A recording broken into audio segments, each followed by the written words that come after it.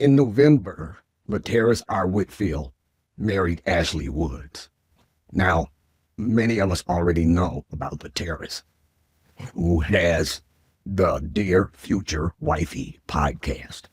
For the last 5 years or so, his podcast would always end with him reading a letter to his future wife. And the podcast was based on his journey from divorce to meeting the woman he would be married to for the rest of his life. Now, I didn't jump on this. I have seen what many have determined is the doom of this relationship. But one of my pet peeves and one challenge that I have is making sure I've seen every side of a situation. In this case, before the wedding day, nobody knew who she was. Nobody had seen her face, and she was silent. The new season of the Dear Future Wifey podcast is now being hosted by Laterrace and Ashley, his wife. But the very first episode of the season was their therapist as host, Love McPherson, and she's fierce. I have every confidence in her ability, and I love the way this woman knows her stuff. I was enthralled through every minute of it. In fact, I pulled out several clips from that episode. Now, I'm covering this now because I want to show some things that nobody's talking about. I left out the part where Ashley speaks her side of the story. I left that out because I want you guys to go look at that. I don't want to spoil it for you, but I'm asking you to challenge yourself. Don't draw any conclusions about the failure of this marriage. Don't draw conclusions, as many have, calling her a pick-me-shum, until you've heard her side of the story. Now, the clips I just pulled out have nothing to do with that side of the story. There might be a little bit of that in there, but this episode is not to bash that couple, but it's to point out several things that nobody's talking about. I will always get rooted and grounded to the things that are in my heart. I'm going to show up authentically. This is just who I am. Whether some people may look at it as performative. Do you want to just talk about that? I watched how my dad wasn't the best husband. And so I used to find myself supplementing the love that he didn't give her. And so I remember always wanting to take care of my mom, even to this very day. So you'll never have to worry about paying another bill. Your caring even was beyond just caring. A lot of people take care of their mom, pay her bills and stuff like that. You wanted your mom to experience like happiness. A lot of people misread your performance. I was one of those skeptics before I knew you, thinking, this can't be real. And this was stuff that you didn't tell me. I told you. Me. Yeah, during our first counseling session that I had solo with you, and you said you've always tried to protect your mom. And she said, I just see that little boy always trying to take care. I remember looking at my mom. I said, I don't see my dad don't ever like kiss my mom. He don't hold her hand. He don't show any type of affection. And I said, I am going to create a moment where they could have an enjoyable dinner together. And I went and got them some gift cards from Ruth Chris. And I begged my dad, please make sure you show up. Take her there. This is your anniversary. Please do this for her. And they went, enjoyed themselves. And you talked about how I try to create these experiences, saying that sometimes that can look performative. People don't understand where the performance came from. Performance can have a negative connotation too. But also a lot of the things that we master come straight out of our traumas. Yes. He birthed a whole podcast out of that. And let me tell you something, that is not unique. What I find is that is so normal that God will take the lowest parts, the traumas of our experiences, and he will turn that thing. Now, this is telling. Much of the critique around this relationship, how it started, etc., centered upon the fact that Laterrace always seemed so out there in front of the cameras, doing things just for the camera. Everything's performative. Everybody's missing this aspect of his backstory. We all have a backstory. We're going to get a little into hers in a minute. But the backstory for him is he was affected by he saw his mother was not being treated. Now, that could be one thing. So we always talk about how everybody will deal with traumas a different way. The way he dealt with it is that he was proactive and he did what was necessary to have his father show the type of affection and love and caring to his mother that he thought she deserved. So he did more than just, okay, Dad, here, take this, go get Mom some flowers. He was into her actually having a meaningful experience. And so he would tend to, in his life going forward, he would tend to do a lot of stuff that seemed performative. Maybe going over the top with the engagement, with the proposal, or going over the top with the things that he said over the years that he would do for his wife. Now, that's got nothing to do with his intention. He probably has that intention. But what he has to do is pay attention to how he expresses that. Or maybe not. Because basically what she's saying, and she's his therapist and their marital therapist, she's saying, I used to watch the podcast too. I thought you was over the top. I thought you were being performative until she got into therapy with him and understood what that little boy, we all have a little boy or a little girl, if we've been traumatized, if we left behind, possibly thinking they're the problem, right? But that little boy keeps creeping into what he does. So he went a little bit further than that. Now, he goes on to say that Dad never did nothing for his mother, period. He had to talk his dad into doing that. There was nothing, it was costing his dad nothing. He knew they didn't have the money. But what I'm trying to bring out here in his case is that, yes, he was successful in orchestrating and supporting that situation with his mom and dad in that particular situation. But nothing he could have done was going to change how his dad related to his mother, because that's who his dad was. So he went on to say they would go on and take care of his mother and everything. But that struck me about why everybody thinks this whole thing he orchestrated was performative. For one thing, that people are saying, he had said at the beginning of the year that he was going to be married by the end of the year. When he said that, he and Ashley weren't even a couple. And a lot of people are saying that she was there, she was the pick-me, she was in the shadows waiting on him. And so he just said, okay, why not? Let's just do this thing. And that's not what it was. You have to go watch the podcast to know what it was, okay? I just wanted to point out that might be, as his therapist even said, why a lot of people see him as performative. That's not where his heart is. That's not what he thinks he's doing, but that's how it'll come off to a lot of people. Okay, Laterrace was talking about his poverty. Yours was a different experience, right? I grew up in Altadena, which is a very middle-class neighborhood with a lot of Black families. And I went to private school. I did have a single mom, but she was superwoman. I never lacked. I was an only grandchild. I had a very, very positive upbringing. I was very involved in church and dance and a lot of other extracurricular activities. So I grew up involved in the community. You talked about your mom being a single mom. Was there anything that you felt that shaped you and maybe shaped some of your challenges as a single woman? Absolutely. My mom is very independent. So I was taught to be incredibly independent. I'm a perfectionist. And so I think that really fares well in business. Yep. It can be challenging in a relationship. Even things like, getting a new air conditioning installed was an interesting experience for me because there was some relinquishing of control that had to happen. Was control an issue with you?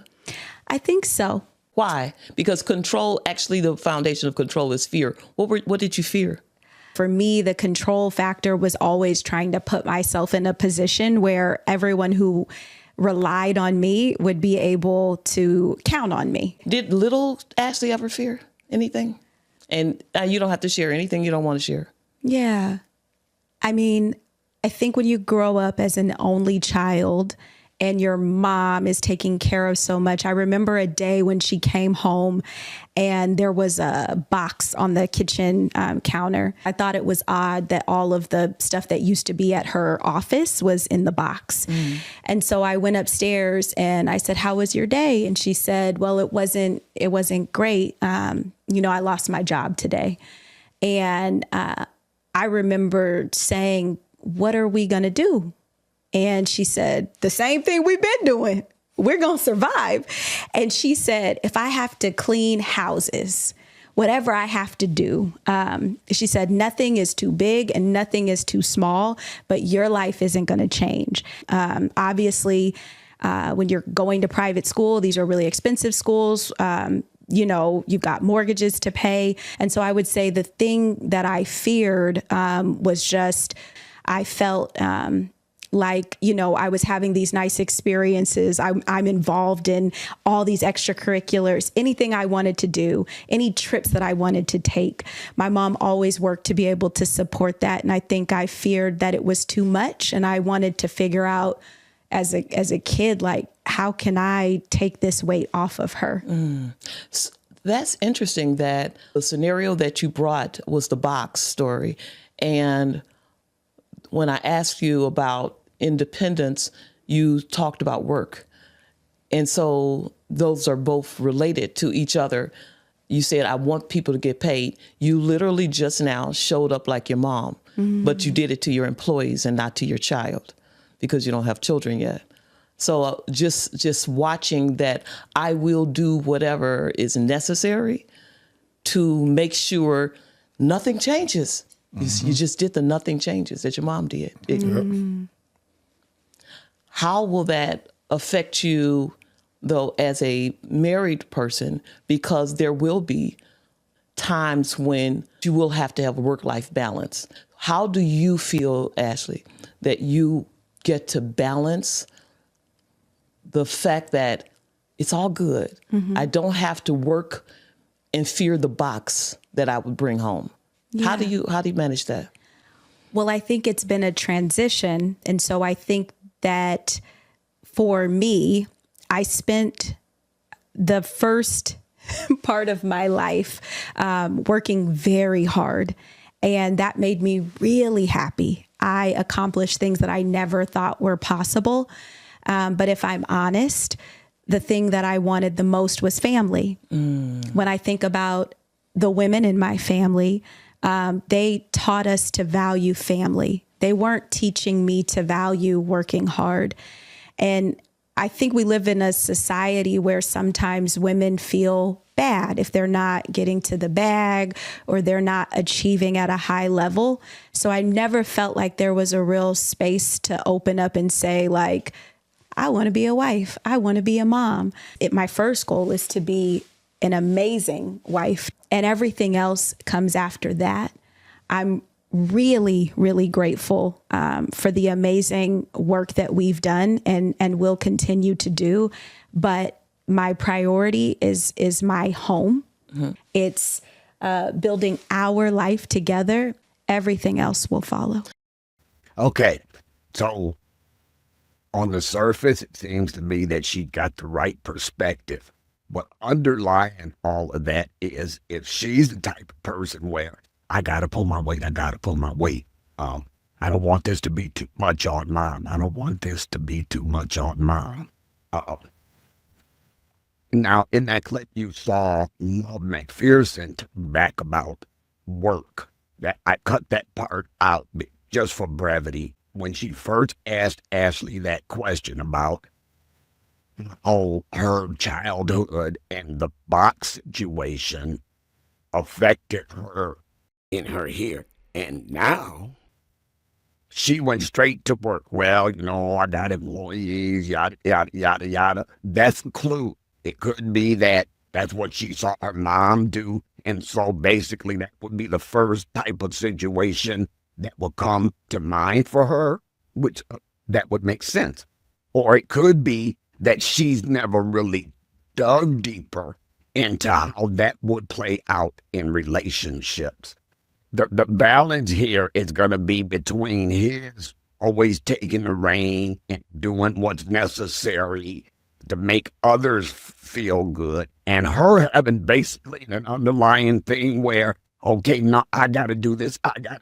I'm perfectly capable. Let me. I'm going to do this. And so that will cut him out. And that could be conflict on some level if they don't work that out, because his trauma, he grew up, he didn't have a lot. You know, he saw his parents struggling. So he wasn't the guy that had all that she had. That's one difference. Okay, that's a difference. But the way he dealt with his trauma and the way she dealt with her trauma are two different things that in a close relationship, if you're not aware of when that control issue creeps up, he recognizes her capabilities, but who he is makes him want to step in and let me help you. Let me do this. Allow me to be there for you.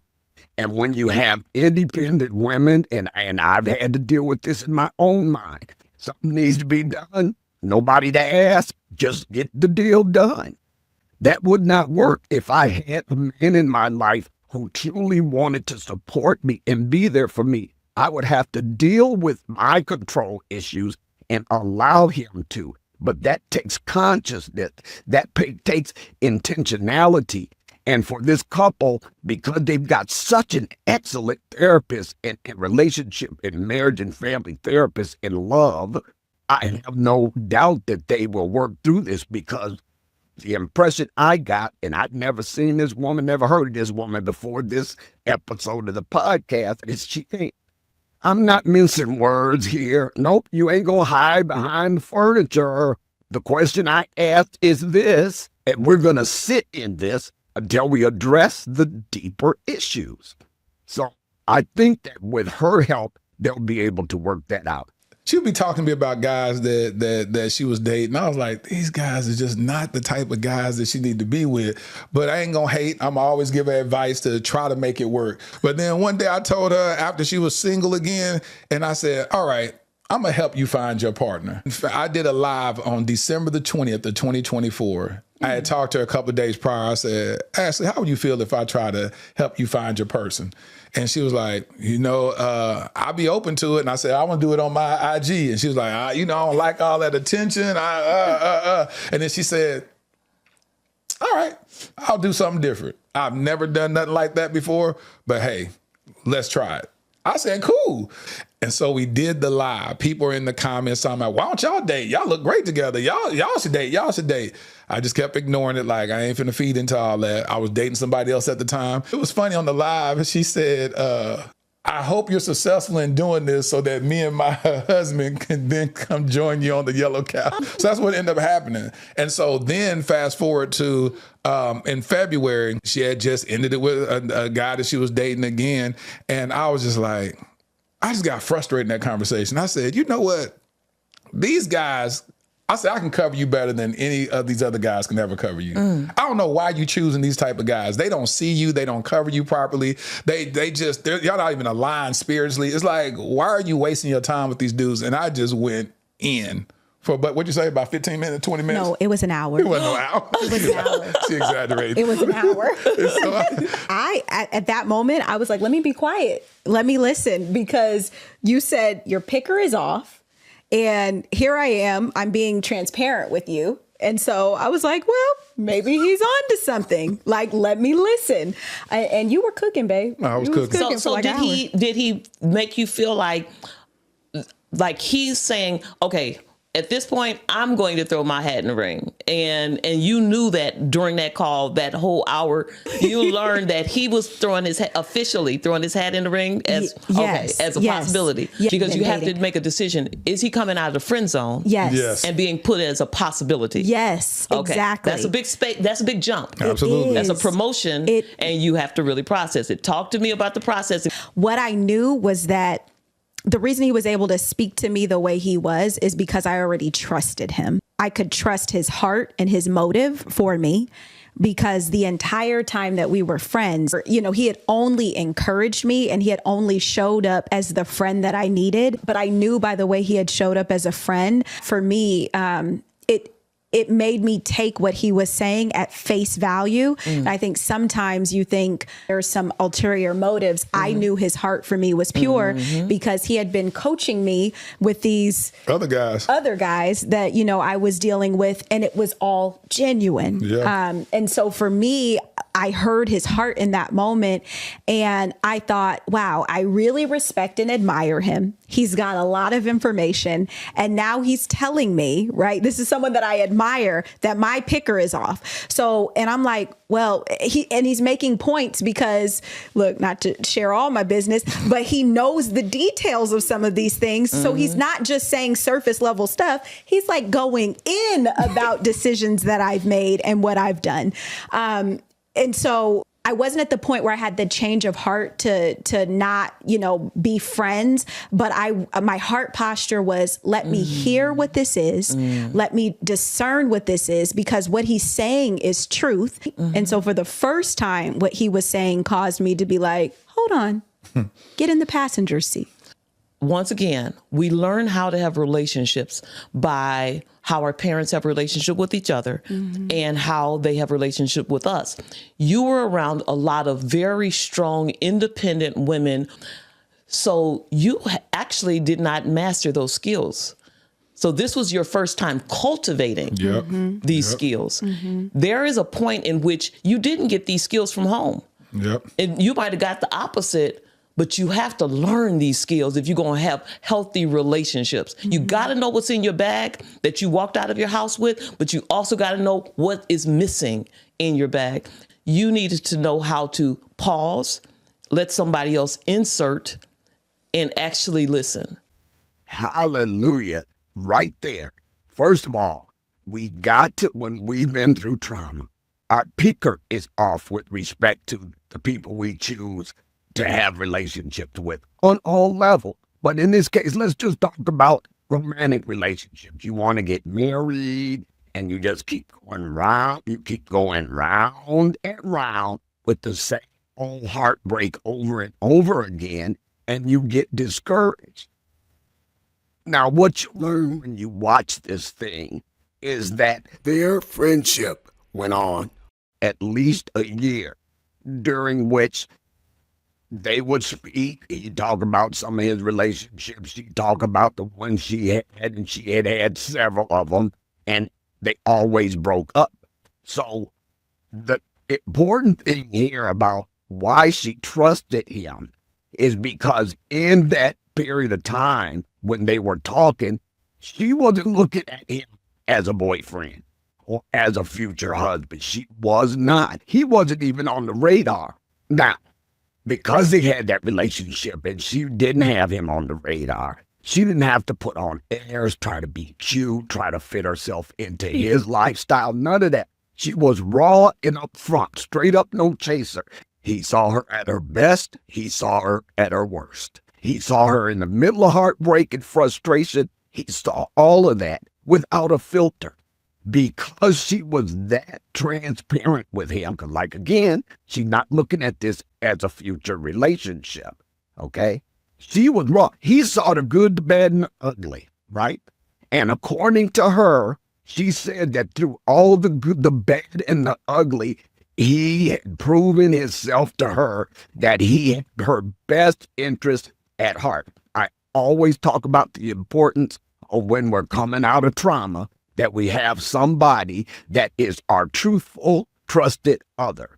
This is somebody you know has your back, has your best interest at heart, comes with no ulterior motive. And the reason I would always say that, and this is an example of the importance of that, is because if you have that person in your life and you know, not think, but know that they have your best interest at heart, that you can be transparent with them, you know that whether you want to hear it or not, you got to listen to what they tell you. And this was a prime example of that.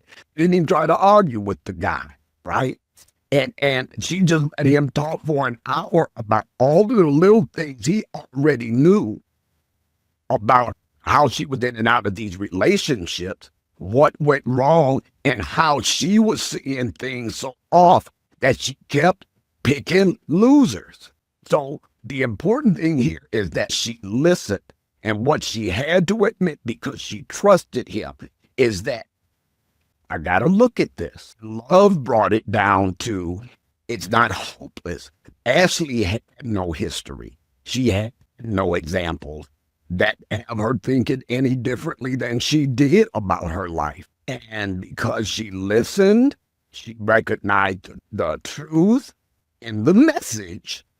So the hope is that I don't have that in my experience. Nobody taught me this or that, but I can cultivate skills that I didn't get from growing up.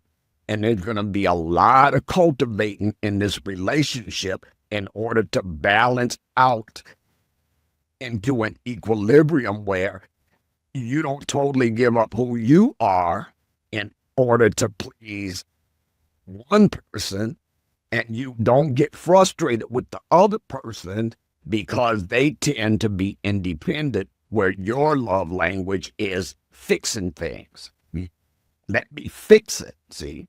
So the cultivation is the key here. That can be cultivated. And we as trauma survivors can cultivate stuff on our own. We can cultivate in our own lives. But you have to recognize how you're thinking is counterproductive to the relationship, and you have to cultivate the necessary skills to not let that ruin a good relationship.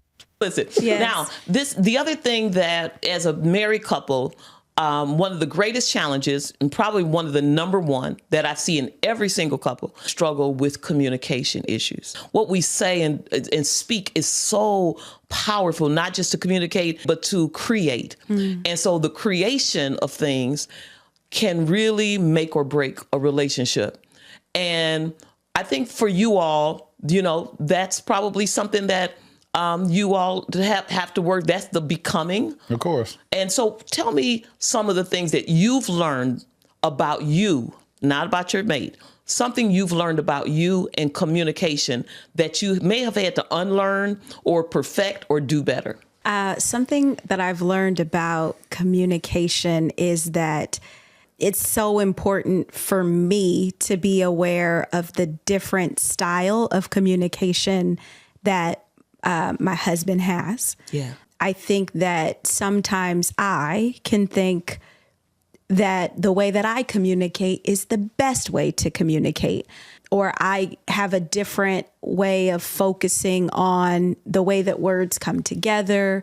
I've had to learn that my husband's style is really effective, and I am working on the words that I use because I know how important words are to him. And sometimes I say that meaning is more important than the words that what I mean is more important than the words that I use. For him, the words that I use are sometimes more important than the meaning. Yeah. And so that feels like a small nuance, but it can actually be something that's very big. So good. What you're saying is not what he's experiencing. And so you really do have to learn how to communicate, just as though you were speaking to somebody in a foreign language. Laterrace, piggyback on that one.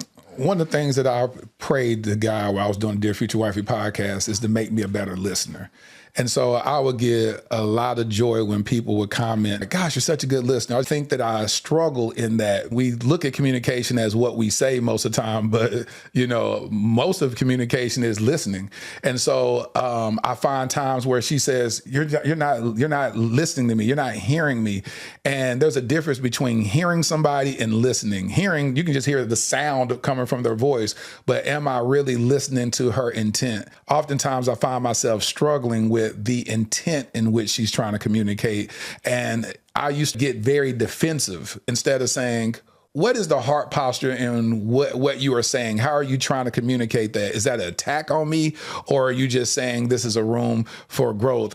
I was in Puerto Rico when we were doing the audiobook for Student of Love, and I had this aha moment. I'm in the studio recording this audiobook, and the director was critiquing me. Hey, you pronounced that word incorrectly. Hey, say it this way. Hey, say it that way. Very gentle, very calm, telling me how to correct certain things. It was like, hey, you kind of just rushed through that sentence. Can you do that again? And I remember at one point I was like, you can't hear what I'm saying? Like, I thought that in my mind, like, how many times? But I recognized something that moment. This total stranger, I gave grace in a way that I didn't give grace to my fiance. I wasn't giving her that same level of grace, where I looked at what the man was saying, knowing that his assignment in that session was to get the best recording out of me. And when I left that studio, I went back to that hotel in Puerto Rico. I said, Ashley, I apologize. She said, well, what? I said, well, I was recording the audio book. You know, God began to convict my heart about, I don't give you that same level of grace. I'll get defensive with you when you say something that's correcting me or trying to get the best version out of me. You know, when there's a retake, when you're telling me something, I'll get defensive. But when this guy had me do several retakes on one sentence, I kept saying, okay, I know the end result is he wants me to deliver the best delivery in this audio book. I said, I apologize to you, and I'm going to do a better job not to get defensive when you call for a retake. You have to know the heart of your husband, and you have to know the heart of your wife. Yeah. And you have to listen not just to the words. And when you are wounded, a lot of times you see in these marriages, we will misread the words of our mate. And the person who loved us, we will no longer feel safe with them because they said something. We have to see the heart of our mate towards us. And we have to also see when Satan has used our words and our communication to actually divide us. See, in our psychology training, we learn this concept called unconditional positive regard. That's what they're talking about here. That trust, you know, knowing that your partner has your best interest in mind. There's something about walking the line between friendship and romance that puts us off kilter. I found in my last marriage, I always tended to get defensive about a lot of stuff, some of it rightfully, right? But God held me to a standard where I'm trying to show you something about Linda in this situation. And so, okay, even if so-and-so is wrong as two left shoes, let's deal with your defense and the root of that defensiveness. And what I had to learn was that sometimes in order to really reach a deeper intimacy in the relationship, I'm not talking about sex, y'all. I'm talking about intimate communication and relating to each other transparently and authentically. I had to put my white hat off somewhere. And once I sat myself in that friendship seat and I wasn't distracted by defensiveness, I wasn't distracted by triggers and getting my feelings hurt, I wasn't distracted by hearing stuff they never said, I was able to intentionally concentrate on hearing what they were saying, actually hearing it. And as he said, you have to listen in order to hear. And what this couple's going to have to do is they're going to have to, in many cases, sit in the friendship seat. You can't allow yourself to sit in that defense because that shuts down communication, right? Hit the pause button and sit in the friendship seat, right? I love the lesson he learned there. I'm going to give you all the opportunity, and I'm going to start actually with you, Laterrace. Give me just one good, I love you because. I love you because your heart for Christ and your love for me and the love for my kids show me that I chose wisely the woman that has now taken my last name? Oh my gosh. I love you because you're God's best for me, because you understand my heart and the intricacies of me that no other person has ever understood. And because you see me in ways that I don't even see myself. Wow, that was powerful. See? You all are powerful.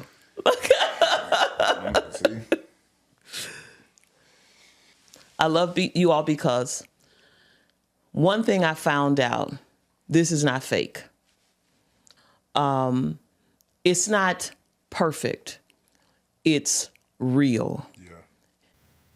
Amen. Amen. What a way to end that. Now, the reason they did that exercise is she was talking about how with her kids growing up, if they be yakking at each other like siblings are, she would make them stop and she would make them say 5 things that they love about each other.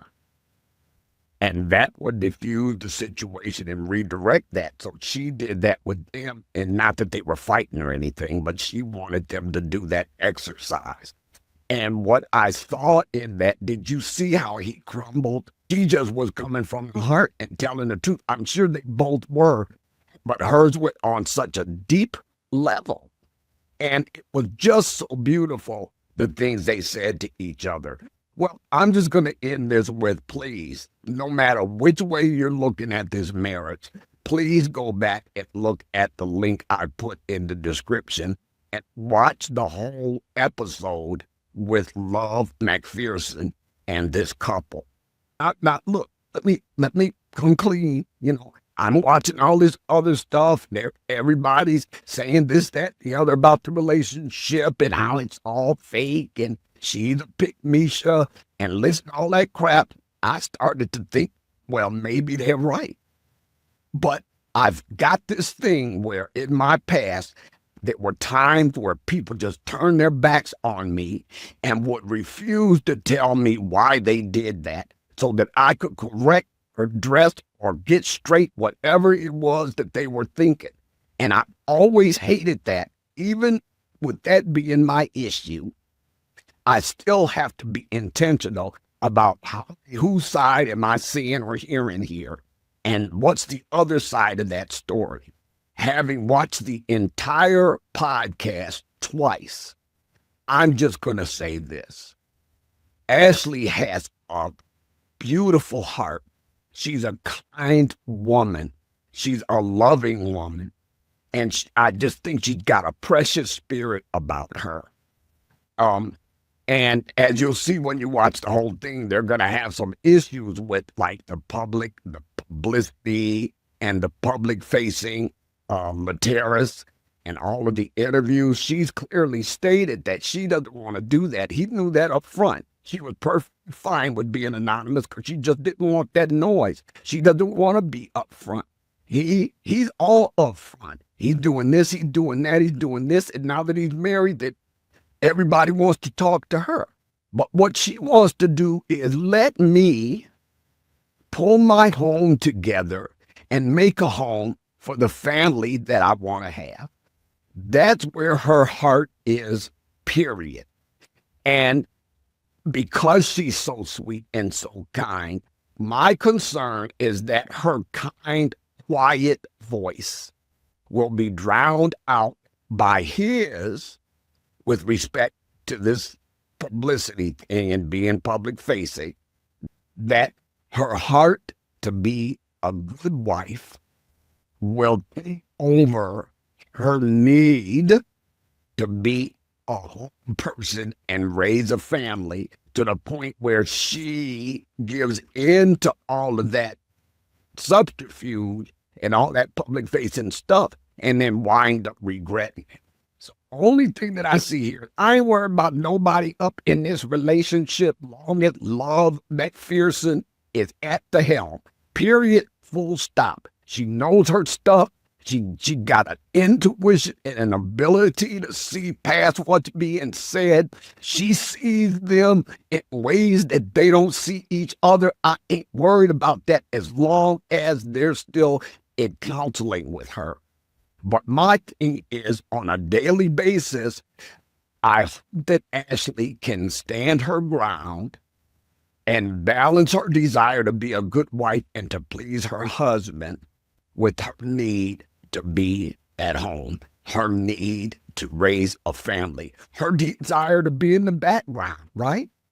I give it to her. Maybe this is God pulling her out of that cocoon a little bit.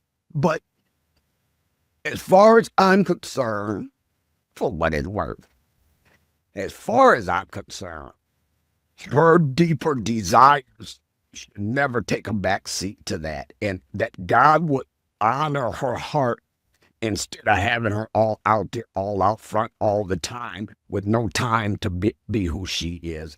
That's the only challenge I see here. And I think that Laterrace has a good heart. He has a good heart now. But let me be honest here. There's a whole lot of talking too much that this guy does in interviews. He talks too much. There's too much deeper stuff. There's too much being said that don't necessarily need to be said in a public forum, okay? There are times that he might need to pull back. But other than that, I think his heart is toward his wife. And I really believe that he will hear God in honoring her heart's desire. That's the only challenge I see here at this time. Anyway, in the meantime, that's my 2 cents on this. Go back and watch the interview. It was enthralling. Do you hear me? I committed to it twice and wasn't even more. All right? If you have to fast forward, whatever, but at least listen to it long enough to hear Ashley's side of this whole relationship. Where it was, what kind of things she had to go through and things she had to balance in her mind. And at the end of this, I'm going to put a link to a video. It shows an example of faith in the city and how things went whack-doodle for her when everybody in the church was telling her to marry a particular man, okay? But what I love about this is that her heart, Ashley's heart, she was looking at the Lord. Okay, Lord, guide me through this. Am I seeing things correctly? And just like Faith in the City, that's the name of a YouTube channel, a girl on a YouTube channel. But just like her, she had a bunch of people telling her that was her husband, but she wasn't hearing it. No, I got to hear from God first. But anyway, I don't want to spoil the whole thing. I want you to go look at it. Always remember your greatest power is realizing the truth of who you are and know that truth.